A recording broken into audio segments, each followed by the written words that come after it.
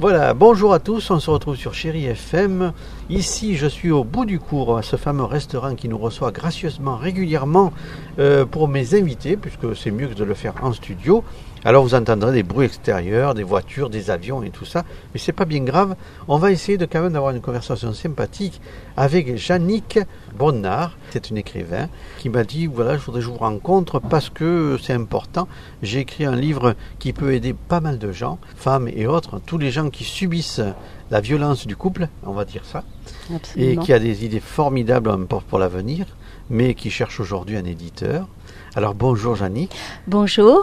Alors on va se parler, Yannick, de ce bouquin que vous cherchez à faire sortir, évidemment, puisqu'il n'est pas encore publié. Non, absolument pas. C'est un appel aux éditeurs que vous faites. Tout à fait, oui, tout à fait. Et vous avez écrit sur votre propre sort, enfin sur ce qui vous est arrivé vous-même dans la vie de couple, qui n'est pas forcément agréable pour beaucoup de femmes. Et vous avez osé écrire. Oui, j'ai osé et je suis très très heureuse de l'avoir fait après plusieurs moments de réflexion, parce que bon, c'est vrai que je l'ai écrit, cette histoire, je l'ai vécue à une époque où j'avais 18 ans. Donc c'était dans les années 70 à peu près. Et donc j'étais une femme battue et donc j'ai voulu faire partager cette histoire à toutes les femmes qui subissent la violence. Et je pense que je peux les aider parce que mon témoignage peut apporter beaucoup de choses à ces femmes.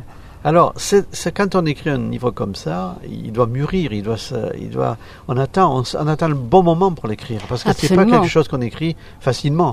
Ah non, c'est quelque chose qui doit se confectionner, qui mûrit petit à petit, et il y a beaucoup de choses qu'on a du mal à sortir de soi-même.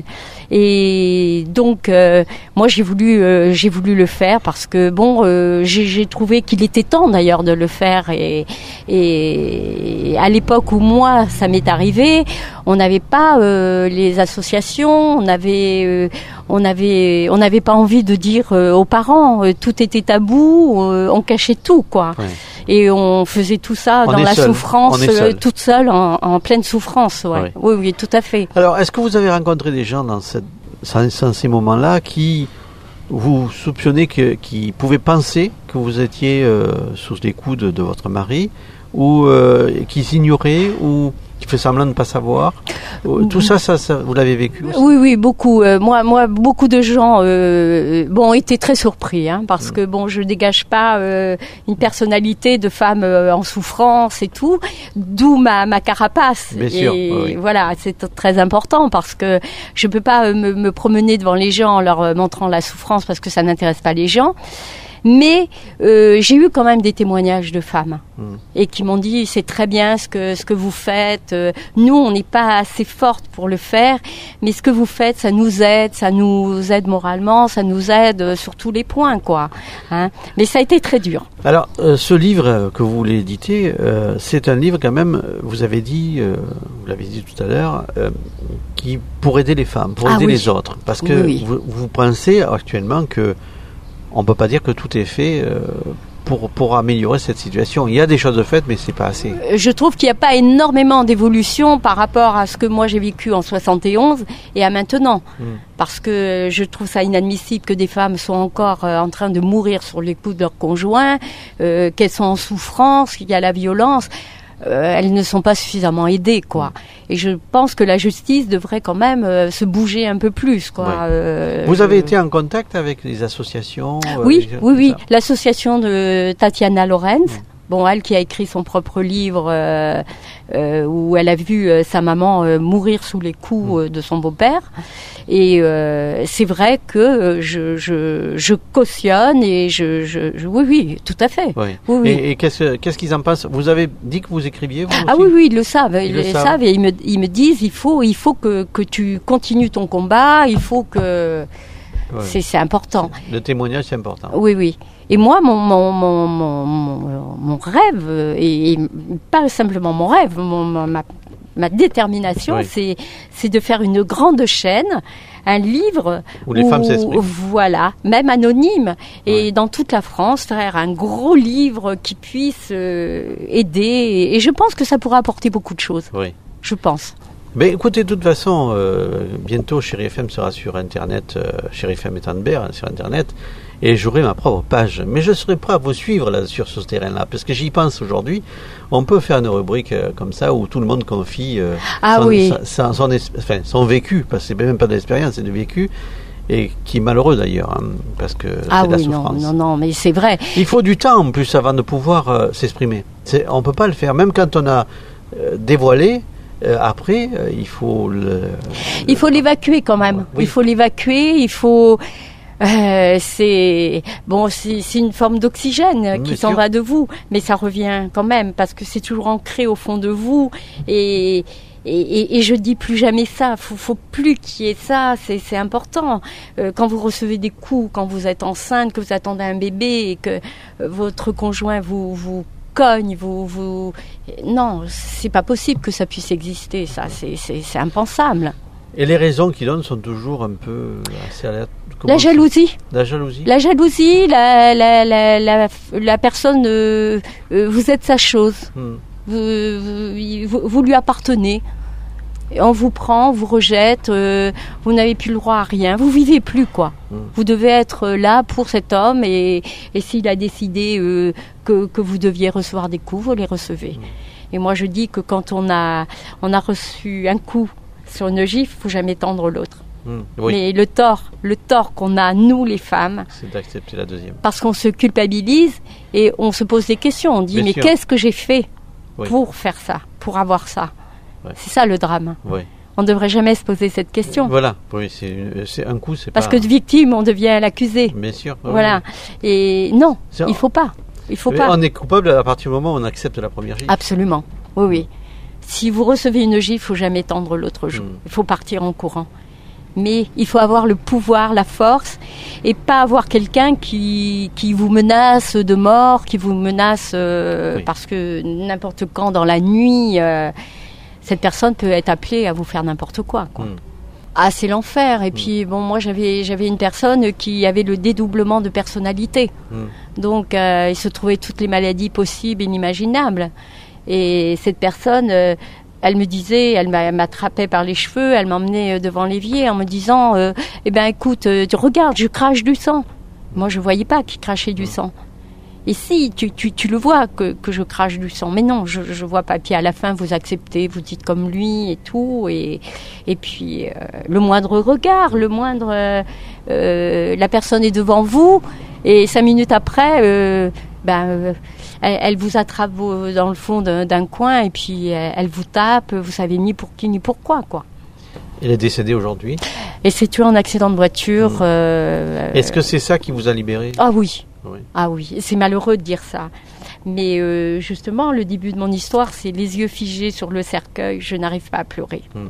Je ne peux pas. Et pour moi, je dis que c'est une renaissance, une nouvelle vie qui Bien commence. sûr. Vous êtes prudente après avec les hommes? Oui, beaucoup, beaucoup, très méfiante. Ouais. Très, très méfiante. Ouais. Parce que cet homme-là, au départ, était agréable. Oui, quand je l'ai connu, il était très agréable. On s'est connus en tournant un film. Ah ouais. Alors, vous voyez, on n'a pas duré longtemps, ça n'a pas duré longtemps. Mais la seule chose que j'aurais dû faire attention, c'est que une fois, j'ai reçu une gifle avant mon mariage, à cause de sa maman, parce qu'il était très fusionnel avec sa maman. Ouais. Et mon papa m'a dit, t'aurais jamais dû, t'auras des problèmes, ma petite fille. Ouais. Et effectivement, j'ai pas voulu écouter. Oui, on n'écoute jamais le papa. Et je suis partie en voyage de noces, et là, l'enfer a commencé. De suite. Ah oui, oui, oui. Je me suis mariée, on est parti en Côte d'Ivoire en voyage de noces. J'ai eu le bras cassé, oui, oui. À cause d'une rage de dents que j'avais. Et c'était un homme qui était, comment on appelle, il avait une classe sociale assez élevée. Ah, de famille très bourgeoise. Ouais, ouais. Ah oui, oui, mais ma belle famille avait plein de fermages, avait des gros commerces et tout presque un petit village à eux, quoi. Oui, oui, oui. Et non, c'était voilà. Mais sa mère était très, très, très, très proche de lui. Aussi. Et donc moi, j'étais face à ce couple, si vous voulez. Et donc, voilà, et j'ai vécu des choses mais interminables. Même je dis même après sa mort, l'enterrement, moi j'avais fait un enterrement, on m'a refait un deuxième enterrement, pour me dire, toi, ce que tu as fait, c'est pas bon, nous, on va le faire. Ah ouais, d'accord. C'est pour dire, c'est... Ah oui, mais il y avait aussi une famille derrière lui, quoi. Ah oui, une famille. C'était ça le poids. Et moi, je ne savais pas la personnalité de cette personne. Je la connaissais pas. Ouais. Hein, je l'ai découvert au fil du temps, mais ça a été un enfer. Ça a été un enfer, recevoir des coups quand vous êtes enceinte, se faire étrangler, mais heureusement que j'avais la chance d'avoir un berger allemand. Ouais. Si je serais plus de ce monde. C'est me laisser dormir des nuits entières sur les marches de mon restaurant parce qu'il voulait plus m'ouvrir, il voulait pas me faire rentrer. Je peux pas dire, je comprends pas comment on peut être un homme. Moi je dis qu'on n'appelle plus ça un homme. Même un animal ne ferait même pas le quart de ça, ne réagirait pas comme ça. J'appelle ça un bourreau, j'appelle ça. Et on en garde des séquelles. Est-ce que vous pensez que dans sa famille, il y avait des antécédents, des choses comme ça? Je pense que sa mère, elle a été mariée à un monsieur qui lui a provoqué un accident très grave, qui a voulu la faire mourir. Ah ouais. Et donc, je pense à l'âge de 14 ans, il a dû ressentir les choses, mais c'est pas une raison. Non, ce n'est pas une raison. Mais je pense qu'il y avait quelque chose. En plus, il tenait un bar d'anarchistes où il y avait à l'époque... oui, parce que moi, je suis bretonne et lui était breton. Oui. Il y avait Glenmore, Alain Stivell, ils n'étaient pas connus à l'époque. D'accord, oui. Qui passaient là. Et oui, c'était une époque, ça. Il y a en plus une époque dans vos écrits. Vous la dictez cette époque-là? Oui, bien sûr. Oui, je l'ai marqué. Ah oui. Parce que c'est vrai, c'est un contexte aussi. Hein. Ce livre, c'est vraiment un témoignage. Il a voulu me faire. Il a voulu que je meure avec lui en voiture. Ouais. Il a voulu me faire sauter du balcon avec lui. Mais vous aviez quoi? Vous faisiez quoi, vous, professionnellement? Vous faisiez quoi? Moi, je travaillais dans les disques. Dans les disques. Dans les disques. J'ai fait mon apprentissage dans une maison de disques, la discothèque rue Edith Calvel à Rennes. Mmh. Et donc, moi, j'étais bien. Et après, on a pris un restaurant tous les deux. Et c'est là que le cauchemar a commencé. Ouais. Voilà, le cauchemar, il a été... Et puis bon, il vivait à 300 à l'heure, on va dire. Oui. Il était en avant sur la société. Un jour, je suis arrivée...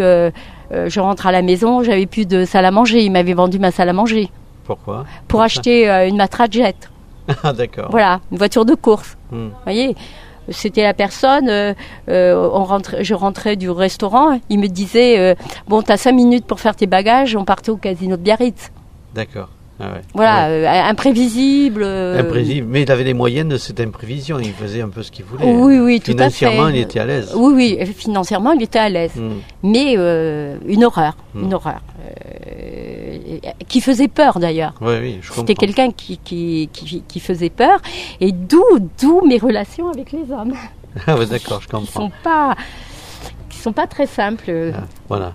Alors, bon, on va parler encore de ce livre, parce qu'il faut l'éditer, ce livre. Bien sûr, bien sûr. Alors, avis aux éditeurs. Et oui, et ce livre, c'est surtout pas pour en tirer un profit, c'est pour aider les femmes, les hommes, les enfants. C'est pour eux, ce livre. C'est pour eux que je le fais.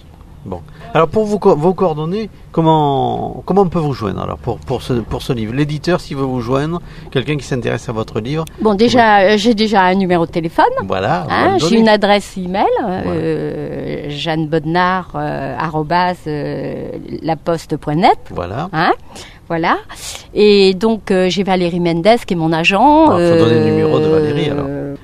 En tout cas, voilà, on a fait un tour de vos écrits, de votre malheureuse aventure, votre histoire plutôt.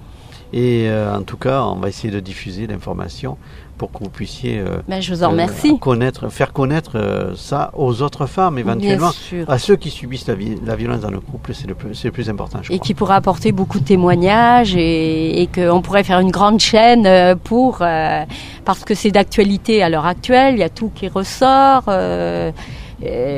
Actuellement, les femmes battues, avec ce qui s'est passé avec... Oui.